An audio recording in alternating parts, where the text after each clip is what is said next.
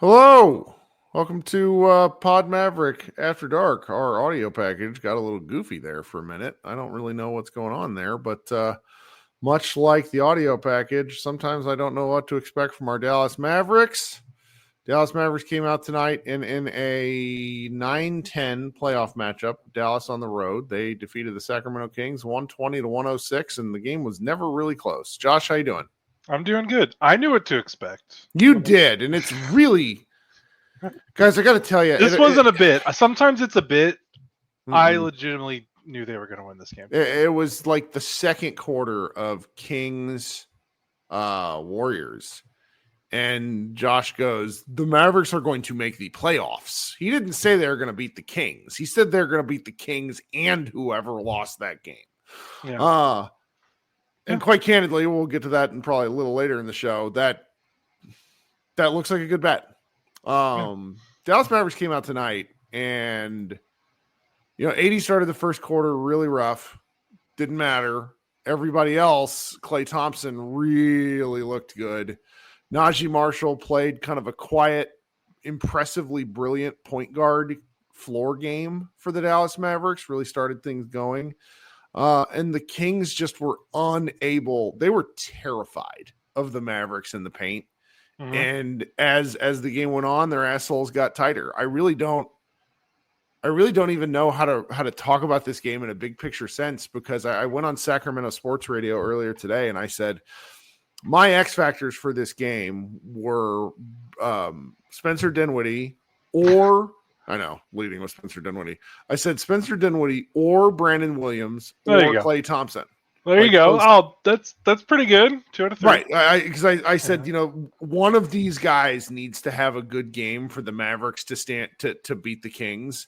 And when 2 of the 3 had really good games, Sacramento just didn't know what to do.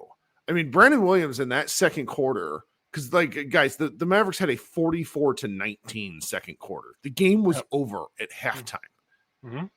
And this was an impressive shit kicking because, and we'll talk about this, like Anthony Davis's box score sort of misconstrues his effectiveness on both ends of the floor. He had 27 points, 9 rebounds, 3 blocks, 0 turnovers, which is interesting, but he was only 9 of 23 from the floor. However, he was 3 of 6 from 3 and then hit all 6 of his free throws. The Mavericks were brilliant from the free throw line tonight. Mm-hmm. But, it's like the Mavericks stomached an inefficient, because I don't want to say it was a bad Anthony Davis game. It was an inefficient Anthony Davis game. They stomached a inefficient Anthony Davis game because the guards were just lights out. And I was shocked. I was shocked. Tell me why you were so confident. I don't really understand. Can I say something that's going to get me in trouble before I get into that? Yeah, who cares? I'm gonna be a little honest and say something that we talked about before we went on the air, because something that I think is important to me is that I think we all have biases when we talk about sports. And when you try to act like you don't have a bias or a blinder on, I think that's just silly, because I don't think there's anything wrong with, because we're humans. Like, you're allowed to have biases, like, especially when it's sports. Like, this isn't something, like, we're talking about a game. Like, I'm not covering something that actually matters. You know what I mean? Where it might be better to have some semblance of objectivity. But, like, it's a sport. We're talking about who's going to win or lose a sports game. We're going to have biases. So my bias is I want the Mavericks season to end. I'm just going to be honest with everyone. Like, I wanted them to lose tonight. I want them to lose Friday. I don't want to cover a first round series. And that's not because I don't want fans to be happy. I don't want the players to win. It is purely a personal thing, because I have had a really awful. We're fucking tired, man. Lives. I'm very tired. I would love to have some days off. I would love to take a break. We both work full-time, high stress, 9-to-5 jobs during the day, and then we do this at night. I would like to go to sleep. So, like, I would like to rest. Yeah. I would like the Mavericks to lose so I can get some game days off and nights off and go to sleep, see my wife, see my kid, and go with it. So if I feel, if you're listening to the pod, you're like, Josh, the Mavs won. Why you're a little cranky or something, like you need to know. Like, I think the people, like, I need to be honest. People need to know that. So you can curtail all my takes with that in the back of your head. I just want to be upfront with everyone. Now, having said that, the reason why I thought the Mavericks were going to win this game is because healthy, like the Kings, they don't do anything against this Mavericks team. Like what the Kings are good at is stuff that the Mavericks can take away. Like the Kings are good at like dribble handoff, mid range. They don't shoot a lot of threes. They shoot a lot of mid range shots. The Kings What don't the do anything is one of the funniest fucking sentences you've ever said. But like, think about what the Mavericks want to do. Like, they will give up some threes to take away the mid range and the paint. Well, the Kings don't really shoot a lot of threes. They're bottom third in the league in 3-point rate. Like, the only guy on their team that shoots a lot of threes is Zach LaVine, and he's a very streaky player. So he didn't, and he was bad tonight. He made a couple toward the end. He had 20 points on 19 shots.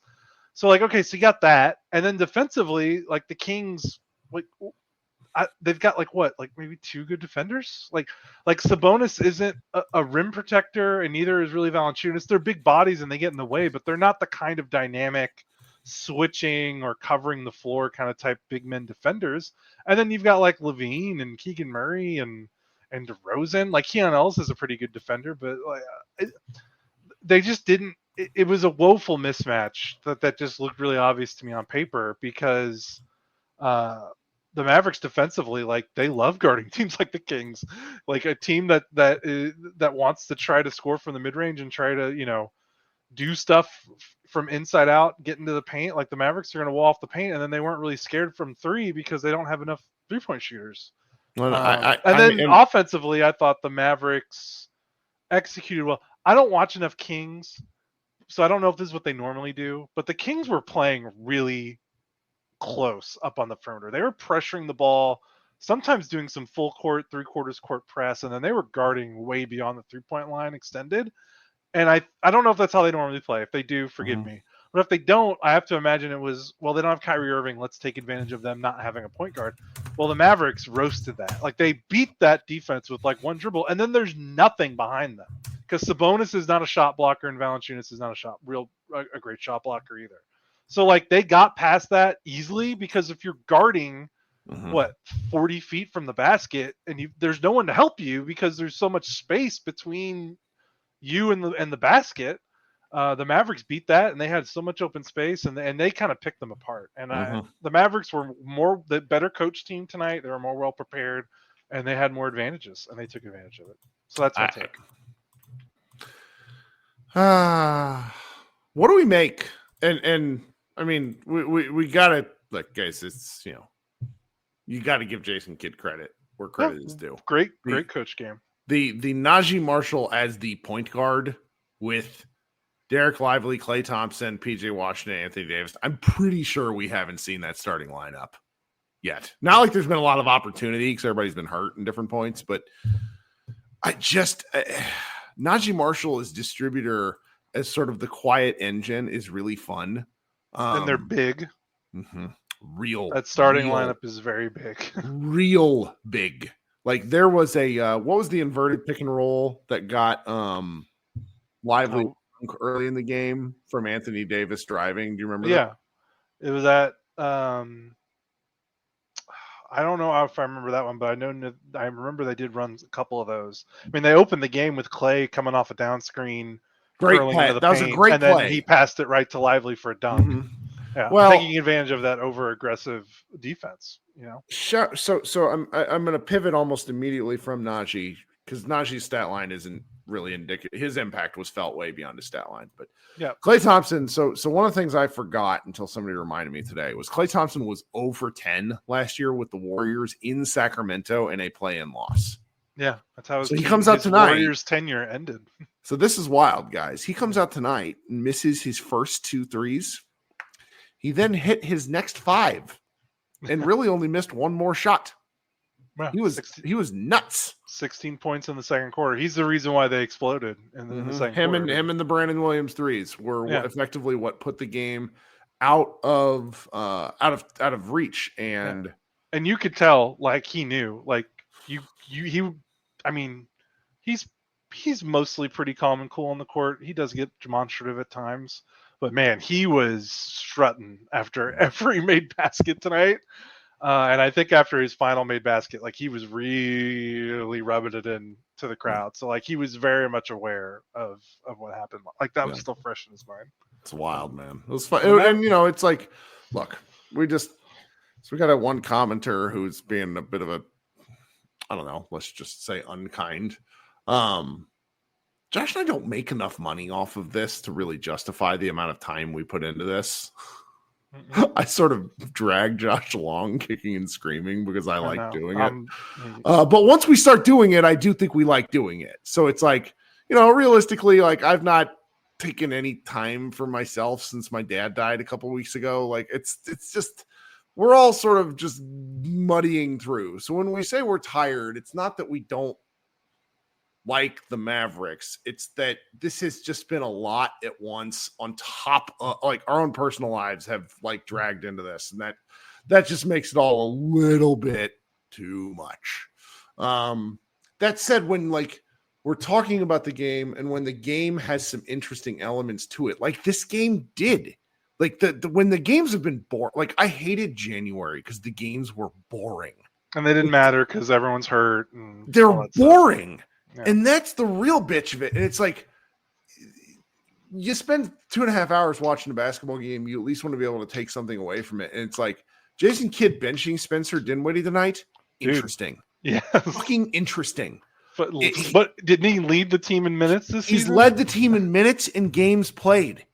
He has been a workhorse. He has proven me wrong in every single element of everything I said all year long. But it was also absolutely the right call. Absolutely the right call, because Spencer Dinwiddie is for a team, like he would play into the only things the Kings would do well defensively, like pound. Like the ball moved tonight. That's really like one of the you know, they just, the ball moves and it was really fun to watch. They had 41 made field goals, 29 assists on 41 made field goals. Oh God, just really, that's pretty good. There. Yeah, really that's something pretty good. There. Man, Brandon Williams, very good. Can't say enough about how good he is, and I legit like. He will be on the team next year. Like I don't know what his deal that he signed right before the season ended. He's made. Did you see what Bobby Marks tweeted? No. He made $47,000 on that last couple-day contract. On the last couple-day contract, I have no idea if he makes anything extra for the play-in. Keep in mind that I'm sure to every single person in this that's listening to this, $47,000 might be some life-changing money. Yeah. But for an NBA player, even a guy like that, that's not a lot. And he was, what do we think? The third best Maverick tonight? I mean, I'm a little biased, but I would say he was the second best. He was dope, man. Yeah. I'm really it's nice to be happy for somebody. Do you know what I mean? Yeah. Like we've had such a shit couple of weeks. I don't know. All right. Well, all right. So let's take a break here. We're going to insert some ads. I'm still figuring out the ad thing. I actually need to get together with my podcast guy because I think I must be doing something wrong because they're not inserting in the middle. But we're going to try again.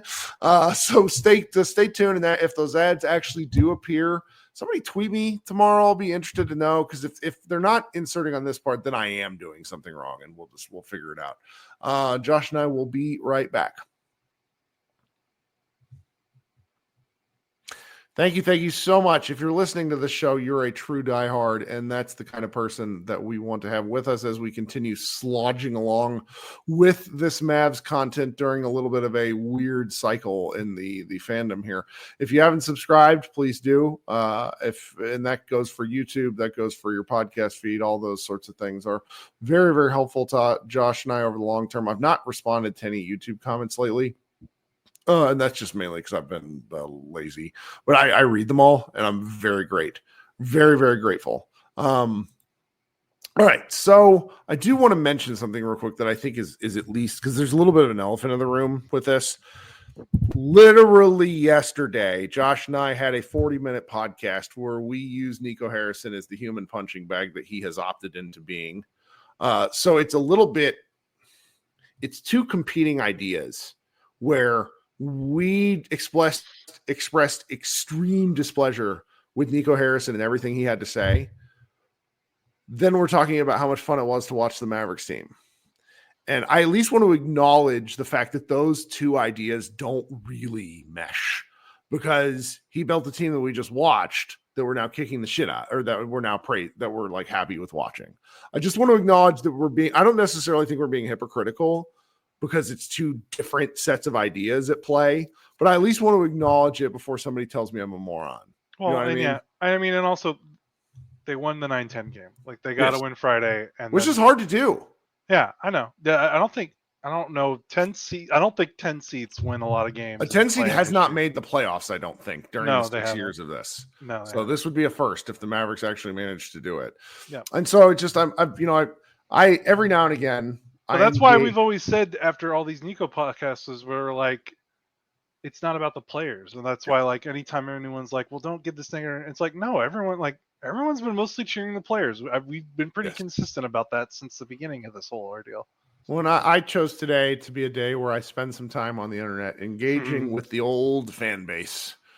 And a gentleman with like 9 followers really got after me. And I just was like, I want to talk to this guy for a minute. He's like, well, you're putting bad Mavs energy out into the universe. And like, that's my favorite fucking thing with people when they want to talk with me, where it's like, let's blame Kirk for the Mavs choices. But we're all allowed to feel how we want to feel. It's a very interesting series of circumstances where it's like all Nico did was make things worse. And everyone, except for apparently for Dave Pasch, the announcer today on the ESPN broadcast, is like, all right, this guy's just got to stop. And in that respect, you just kind of got to be glad that you're not feeling crazy about how all this is going, and then you move on, because you never know. Like, we can't control what's going to happen with the Mavericks. I'm just going to continue to write the things that I want to write, express my ideas as I can. And now we'll circle back to the actual basketball. Was there anything that we missed? I just want to say I love our guy Tim Legler, who I know hosts a show with your friend Adam. I love Legler. I think he's the best. I think he's the best studio guy right now that's on TV, and he's been that for a while. Love Legler, but I just want to shout out a really hilarious moment in the third quarter when the Mavericks were up like 21 or 23, and DeRozan made like 3 straight mid-range jumpers, cutting the Mavericks lead from like 26 to like 21 because the Mavericks were still scoring on the other side of the floor.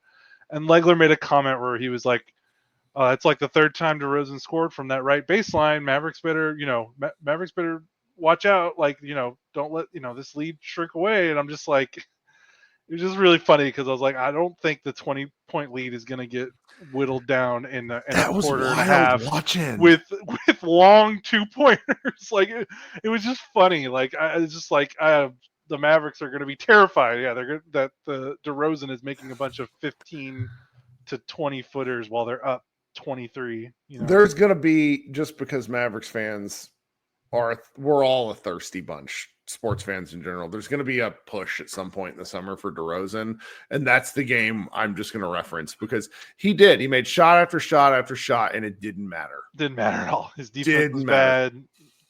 He only, didn't matter. But I'm trying to think of like anything else. I just noticed somebody we didn't even reference. Dante Exum in 19 minutes was brilliant. Yeah, very good. 11 points, 6 assists. He had his little floater thing going. His attacking seemed to really mix up with what the other guards were doing. Daniel Gafford with his stat line doesn't do him justice. 9 points in 21 minutes. The centers were good. Yeah, the centers were good, and that's a value.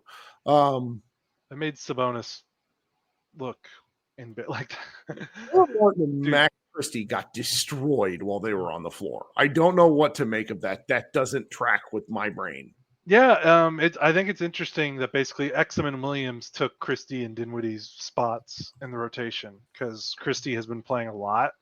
But like Christie, he has fallen off. He fell off in March and April, late March and April. And I think the big thing was his defense fell off, and that's the thing.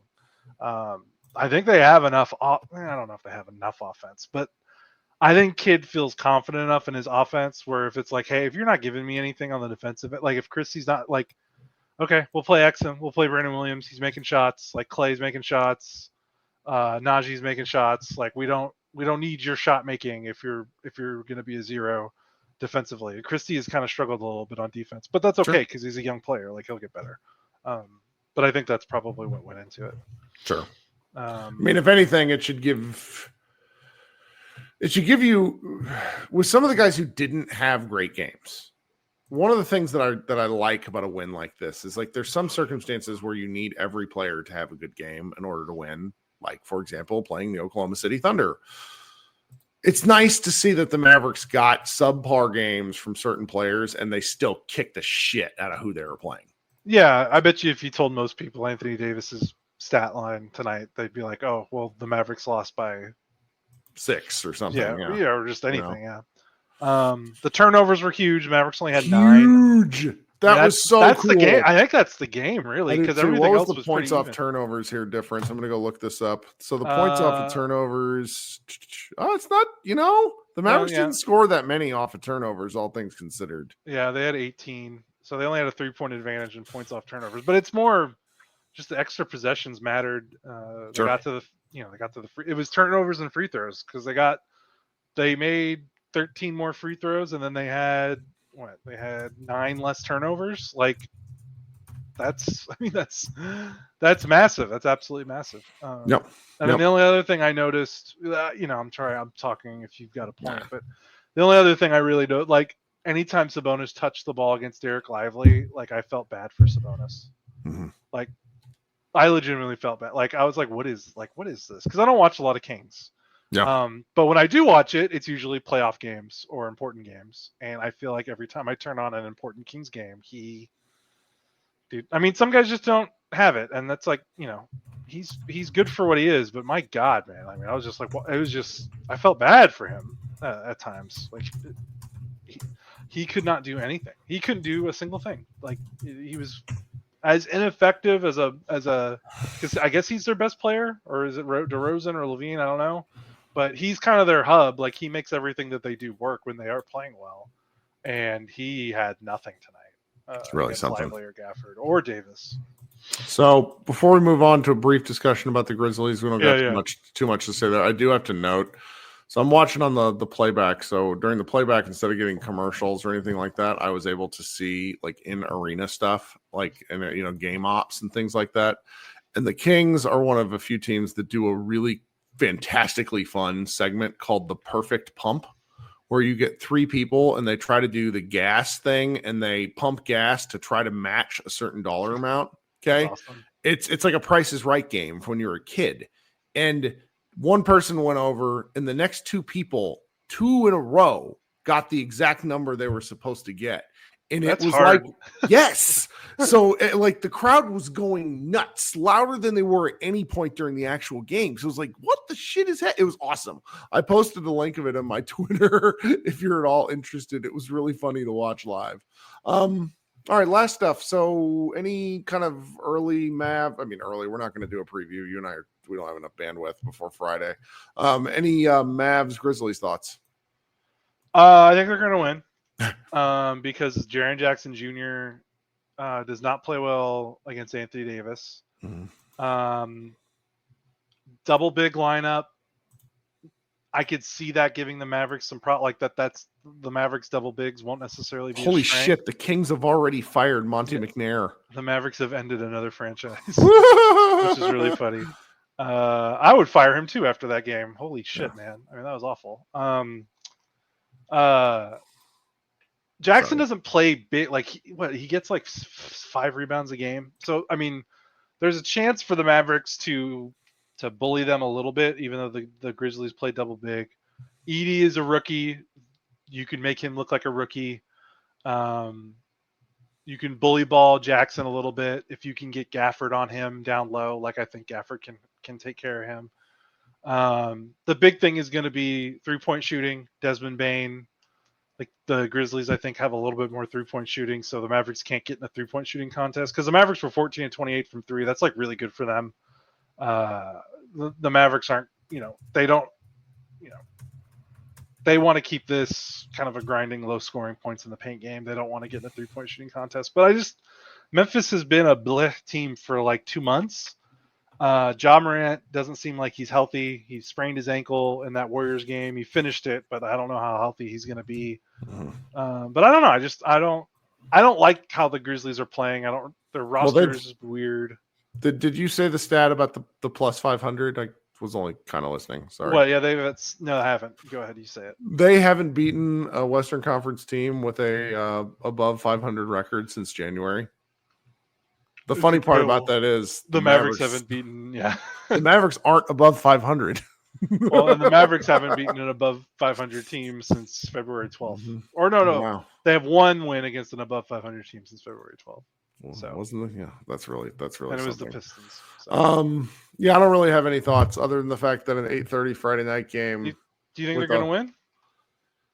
I don't want to put you on the spot, but so let's just see here. The Mavs are a plus 220 to beat Memphis. That's an implied winning odd of 31%. Like, yes. And I don't say yes in like a negative fashion. I mainly say yes because I'm just like, it's technically a 4-day weekend for my children and I'm pre-tired. Right. And I'm just like, oh no, I gotta go. So I don't know. It'll be fun. I'm very interested to see what Zach Edey brings to the table. Like if you watched the game last night, everyone was like, Edey's killing them, blah, blah, blah. But then he was a +6 and Triple J can't rebound. So, right.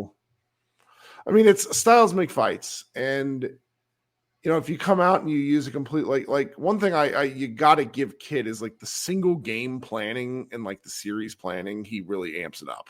We have enough track record here. He does. He knows they know what they're doing. So I'm interested to see what they do. How's that? Yeah. Yeah, I am too. Okay. Well, I told Josh 25 minutes. It's now 27 minutes. I think that is perfect. We're going to get out of Dodge. Everyone enjoy the rest of your night into your Thursday, Friday. And we will be back Friday night at some point. Everyone be good. And thank you so much to Miguel Dominguez. He says with the super chat, he says, thank you, gents, and all hail the great and holy defense. It's a great way to end the show. This has been Kirk Henderson and Josh Bowe with Pod Maverick After Dark. Thank you so much for your time. Go Mavs.